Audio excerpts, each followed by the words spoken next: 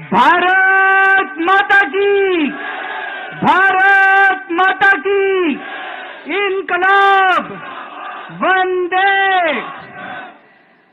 दोस्तों, माननीय supreme court ने मुझे 21 दिन की मोहलत दी थी। मैं तहे दिल से सुप्रीम कोर्ट का शुक्रिया अदा करना चाहता हूं, बहुत बहुत। उन्होंने चुनाव प्रचार करने के लिए मुझे ये मोहलत दी थी। 21 दिन कल पूरे हुए। अब यहां से मैं सीधा तिहाड़ जा रहा हूं। ये 21 दिन मेरे लिए बहुत विस्मरणीय है। मैंने एक भी मिनट खराब नहीं किया। रात दिन 24 घंटे देश को बचाने के लिए प्रचार किया है। केवल आम आदमी पार्टी के लिए प्रचार नहीं किया, सारी पार्टियों के लिए प्रचार किया। बंबई भी गया, भिवंडी भी गया, हरियाणा भी गया, उत्तर प्रदेश भी गया, पंजाब भी गया, जमशेदपुर भी गया। जहां मौका मिला, जहां जिसने बुलाया, उसी के लिए प्रचार करने के लिए गया, देश बचाने के लिए। मेरे सामने देश था। आम आदमी पार्टी इंपॉर्टेंट नहीं है, आम आदमी पार्टी सेकेंडरी है, पहली हमारे लिए देश है। तो मैं दिल्ली के लोगों को कहना चाहता हूं, आज आपका बेटा दोबारा जेल जा रहा है, इसलिए नहीं कि मैंने कोई भ्रष्टाचार किया है, इसलिए कि मैंने तानाशाही के खिलाफ आवाज उठाने की जरूरत की है। इस प्रचार के दौरान एक सबसे बढ़िया बात यह हुई कि सारे देश के सामने प्रधानमंत्री श्री नरेंद्र मोदी जी ने यह कबूल किया कि उनके पास मेरे खिलाफ रत्ती भर भी सबूत नहीं है। हम कहते थे ना, जब भी हमसे पूछा जाता था कि भाई ये कह रहे हैं 100 करोड़ रिश्वत ली, 100 करोड़ रिश्वत ली, वो 100 करोड़ कहां गया? 500 से ज्यादा जगह तुमने रेड मार ली, कहीं चवन्नी मिली हो, अठन्नी मिली हो, 1 रुपया मिला हो, कहीं हमने खर्च किया हो, कहीं कैश पड़ा हो, कहीं लॉकर में मिला हो, कहीं स्विस बैंक में मिला, कहीं चवन्नी नहीं मिली, तो पैसा कहां गया?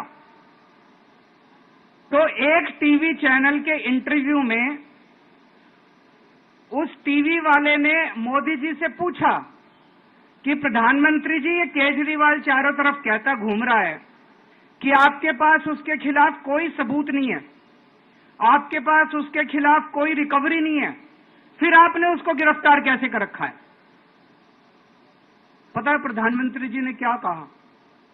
प्रधानमंत्री जी कहते हैं, मैं मानता हूं कि केजरीवाल के खिलाफ कोई सबूत नहीं है, मैं मानता हूं कि केजरीवाल के खिलाफ कोई रिकवरी नहीं है, क्योंकि केजरीवाल अनुभवी चोर है। चलो मान लिया मैं अनुभवी चोर हूं, तुम्हारे पास सबूत तो नहीं है, तुम्हारे पास रिकवरी तो नहीं है, तो यूं ही डाल दिया मेरे को जेल में, बिना सबूत के डाल दिया मेरे को जेल में, बिना रिकवरी के डाल दिया जेल में। देश के इतिहास में 75 साल में सबसे ज्यादा बहुमत से आई हुई सरकार है।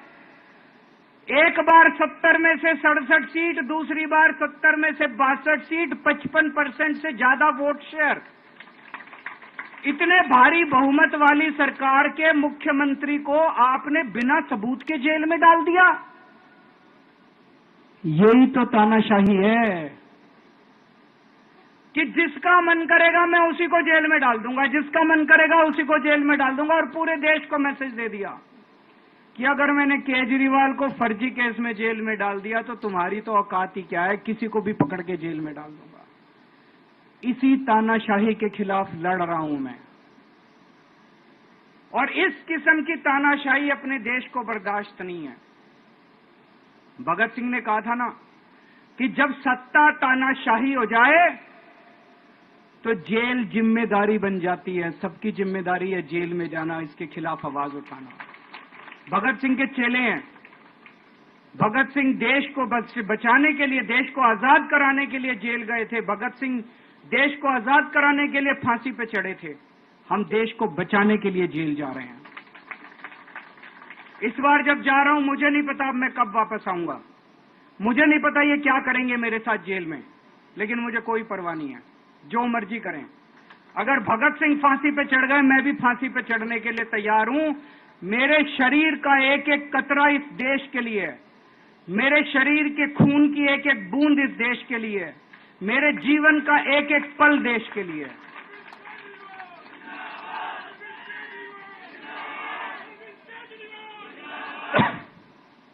अभी मैं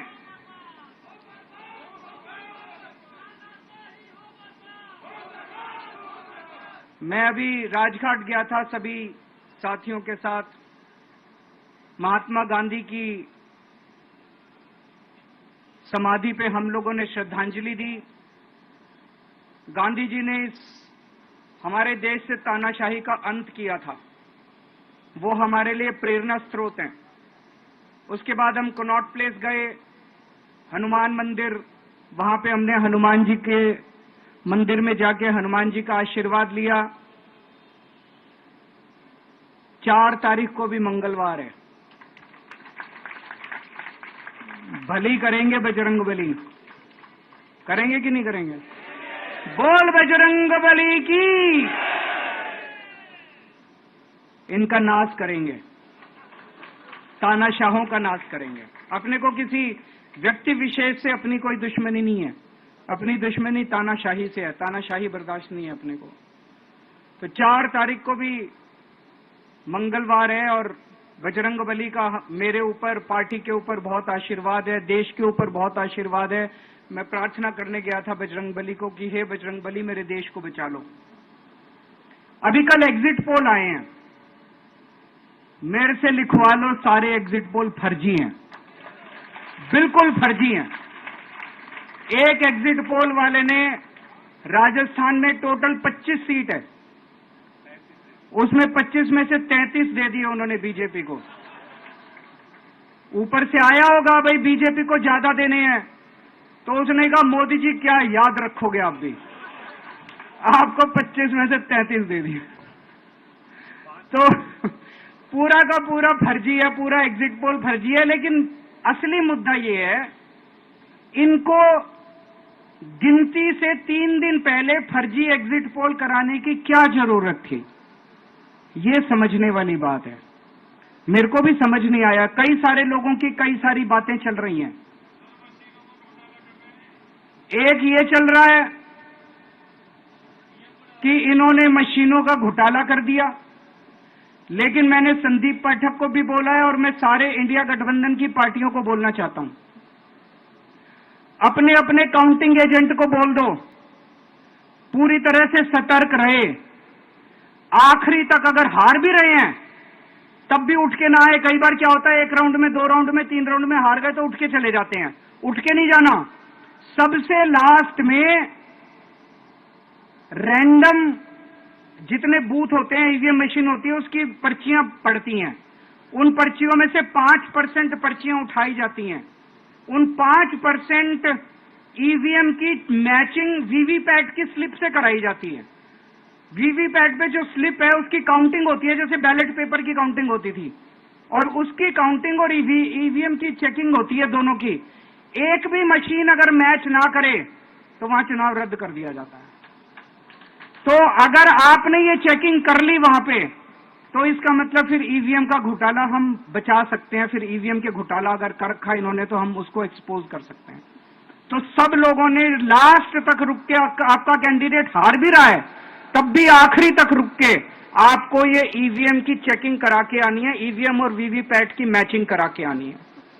एक थ्योरी ये चल रही है कि इन्होंने इतना ज्यादा सीटें इसलिए दिखाई क्योंकि इनके लोगों ने शेयर मार्केट में इन्वेस्ट कर रखा है, और कल जब शेयर मार्केट खुले तो बम्पर होगा, तो ये अपने शेयर बेच बाच के अब खुद तो निकल लेंगे। बाकी एक थ्योरी ये चल रही है कि अफसरशाही पे दबाव डालने के लिए अगले 3 दिन में अफसरों से उल्टे सीधे काम कराने के लिए एक माहौल बना दिया गया। भाई आ तो हम ही रहे हैं, तो हमारी बात मानो, उल्टे सीधे काम करो, काउंटिंग में गड़बड़ कराएंगे, सब कुछ करेंगे, लेकिन फिर से मैं कह रहा हूं, अपने को, अपने काउंटिंग एजेंट, एआरओ, सब आरओ, सब लोगों को अपने को ट्रेन करके भेजना है और अपने को चौकन्ना रहना है।